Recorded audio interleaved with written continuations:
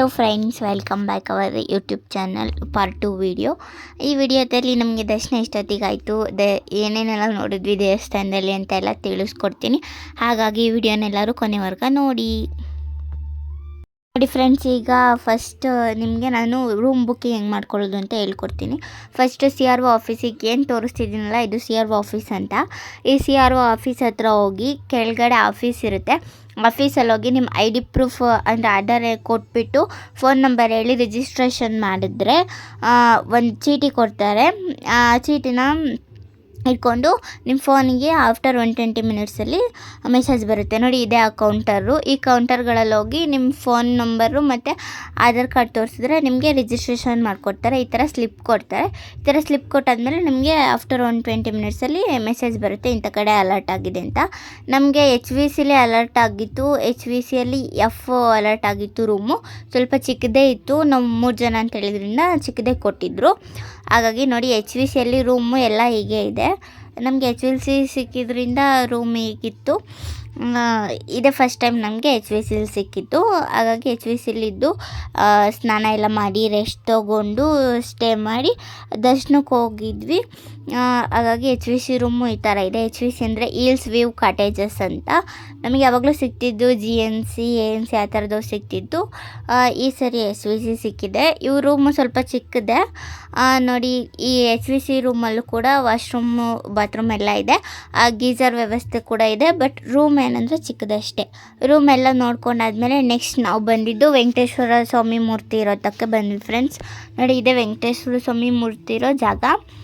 ಇಲ್ಲಿ ಎಲ್ಲ ಬಂದು ಸೆಲ್ಫಿ ಎಲ್ಲ ತಗೋತಿರ್ತಾರೆ.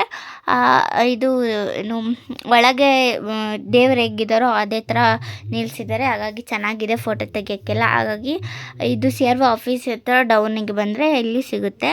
ಇಲ್ಲೆಲ್ಲ ನೋಡಿಕೊಂಡು ನೆಕ್ಸ್ಟ್ ನಾವು ದೇವಸ್ಥಾನದ ಹತ್ರ ಹೋದ್ವಿ. ನೋಡಿ ಫ್ರೆಂಡ್ಸ್, ಇದೇ ದೇವಸ್ಥಾನ. ಈ ದೇವಸ್ಥಾನದ ಹತ್ರ ಹೋದ್ವಿ. ಅದೇ ಫ್ರೆಂಡ್ಸ್, ನಾನು ಹೇಳ್ದಂಗೆ ನಿಮಗೆ ನಾವು ನಿನ್ನೆ ದರ್ಶನಕ್ಕೆ ನಿಂತಿದ್ವಿ 25ನೇ ತಾರೀಕು. ನಿನ್ನೆ ನಾವು 8 ಗಂಟೆಗೆ ದರ್ಶನ ಇದರಿಂದ ನಾವು 7 ಗಂಟೆಗೆ ಹೋಗಿ ಲೈನಿಗೆ ಜಾಯ್ನ್ ಆಗಿದ್ವಿ. ನಮಗೆ ದರ್ಶನ ಆಗಿದ್ದು ಬಂದು 11 o'clock ಆಯಿತು. ಯಾಕಂದರೆ ತುಂಬಾ ರಶ್ ಇತ್ತಲ್ವ. ಹಾಗಾಗಿ 300 ರೂಪಾಯಿಗೂ 4 to 5 hours ದರ್ಶನ ಆಯಿತು. ಹಾಗಾಗಿ ನಾವು ದರ್ಶನ ಮುಗಿಸ್ಬಂದು ಲಾಡು ತೊಗೊಂಡು ಆಮೇಲೆ ಬಂದು ರೂಮಲ್ಲಿ ಸ್ಟೇ ಮಾಡಿದ್ವಿ. ಮನಿಕೊಂಡು ಬೆಳಗ್ಗೆ ಎದ್ದು ವ್ಲಾಗ್ ಮಾಡೋಕ್ಕಂತ ರೆಡಿಯಾಗಿ ಬಂದಿದ್ವಿ. ನೋಡಿ, ತಿರುಮಲ ವೆದರ್ ಕೂಡ ಹಿಂಗೆ ಇದೆ. ಫುಲ್ಲು ಏನು ಫಾಗ್ ಎಲ್ಲ ಇದೆ. ಹಾಗಾಗಿ ಹಿಮ ಎಲ್ಲ ಬೀಳ್ತಿರೋದ್ರಿಂದ ಮಳೆನೂ ಕೂಡ ಬಂದಿತ್ತು. ಸೊನೆ ಎಲ್ಲ ಬರ್ತಾಯಿತ್ತು. ಹಾಗಾಗಿ ಇಲ್ಲೆಲ್ಲ ಮಾಡಬೀದಿಗಳಲ್ಲೆಲ್ಲ ನೋಡೋಣ ಅಂತ ಬೆಳಗ್ಗೆನೇ ಬಂದು ಈಗ ಹೋಗ್ತಾ ಇದ್ದೀವಿ. ಬನ್ನಿ ಫ್ರೆಂಡ್ಸ್, ದೇವಸ್ಥಾನದ ಹತ್ರ ಹೋಗೋಣ.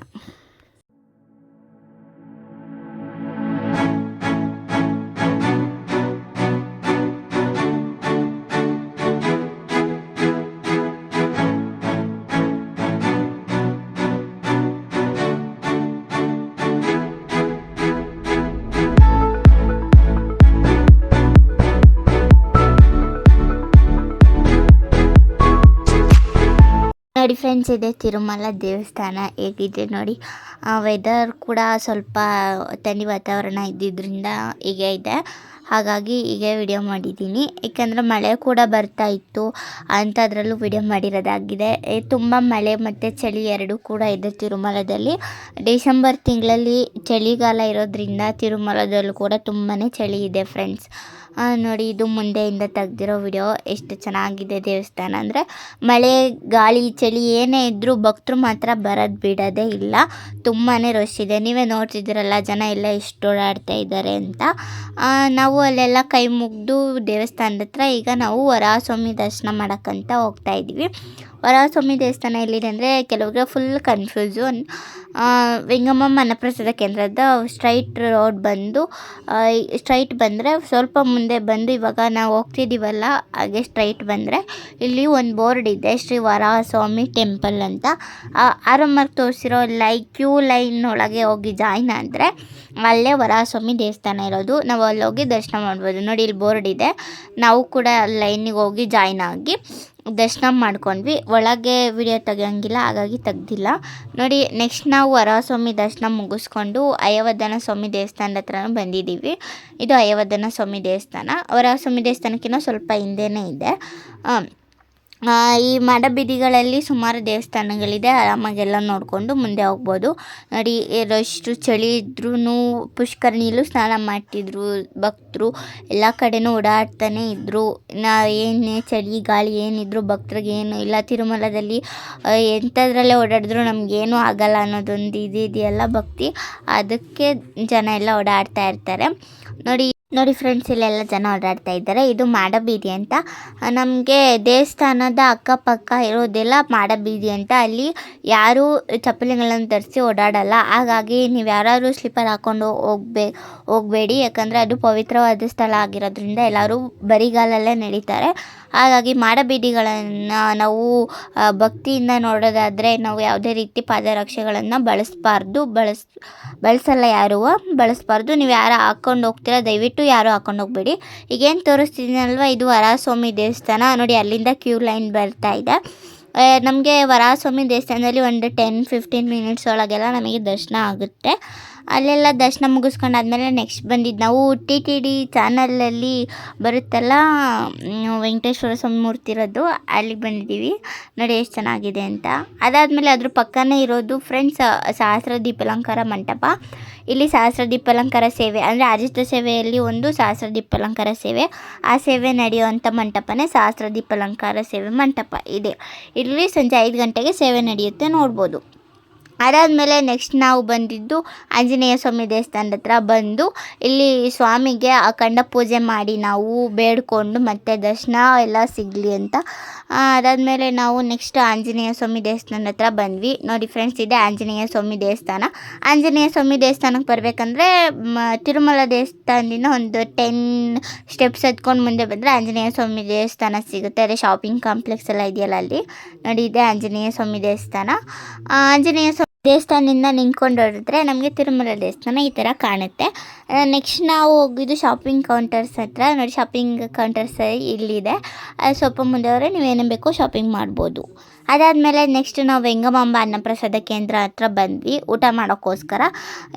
ಇದ್ರ ಹೆಸರು ಮಾತೃಶ್ರೀ ವೆಂಗಮಾಂಬ ಅನ್ನಪ್ರಸಾದ ಕೇಂದ್ರ ಅಂತ. ಇಲ್ಲಿ ದಿನಕ್ಕೆ ಲಕ್ಷಾಂತರ ಜನ ಊಟ ಮಾಡ್ತಾರೆ. ಹಾಗಾಗಿ ಇದು ದೊಡ್ಡ ವೆಂಗಮಾಂಬ ಅನ್ನಪ್ರಸಾದ ಕೇಂದ್ರ. ಇಲ್ಲಿ ಊಟ ಮಾಡೋದು ತುಂಬಾ ಚೆನ್ನಾಗಿರುತ್ತೆ ಫ್ರೆಂಡ್ಸ್. ಇಲ್ಲಿ ನಾವೆಲ್ಲಿ ತಿಂದರೂ ಜಗತ್ತಲ್ಲಿ ಅಂತ ಟೇಸ್ಟ್ ಬರಲ್ಲ, ತುಂಬಾ ಚೆನ್ನಾಗಿರುತ್ತೆ, ಅದ್ಭುತ ಊಟ. ನಮಗೆ ಊಟದಲ್ಲಿ ಬಂದು 3 and 4ಗೆ ಬಿಟ್ಟಿದ್ರು. ಆ 3 and 4ಗೆ ಹೋಗೋ ದಾರಿ ನೋಡಿ ಈ ಥರ ಇದೆ. ಇಲ್ಲಿ ಆಸೆ ಹೋದರೆ ನಮಗೆ 3 and 4 ಹಾಲ್ ಸಿಗುತ್ತೆ. ನೋಡಿ, ಇದು ಅನ್ನಪ್ರಸಾದ ಕೇಂದ್ರದಲ್ಲಿ ಇರೋ ಪೇಂಟಿಂಗು.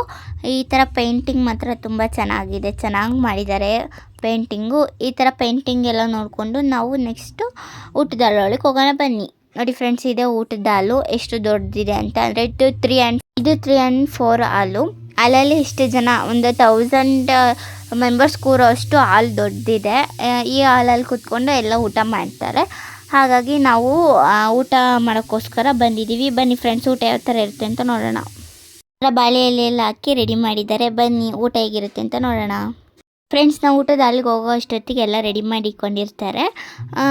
ಈ ಥರ ಬಾಳೆ ಎಲೆ ಎಲ್ಲ ಹಾಕಿ ನೆಕ್ಸ್ಟು ಊಟ ಮಾಡೋದಷ್ಟೇ. ಬನ್ನಿ ಯಾವ್ಯಾವ ಥರ ಇರುತ್ತೆ ನೋಡೋಣ. ಫ್ರೆಂಡ್ಸ್, ನಮಗೆ ಊಟದಲ್ಲಿ ಅನ್ನ ಸಾಂಬಾರು, ಅನ್ನ ರಸಂ, ಅನ್ನ ಮಜ್ಜಿಗೆ ಕೊಡ್ತಾರೆ. ಬನ್ನಿ ಊಟ ಹೇಗಿರುತ್ತೆ ಅಂತ ನೋಡೋರಂತೆ.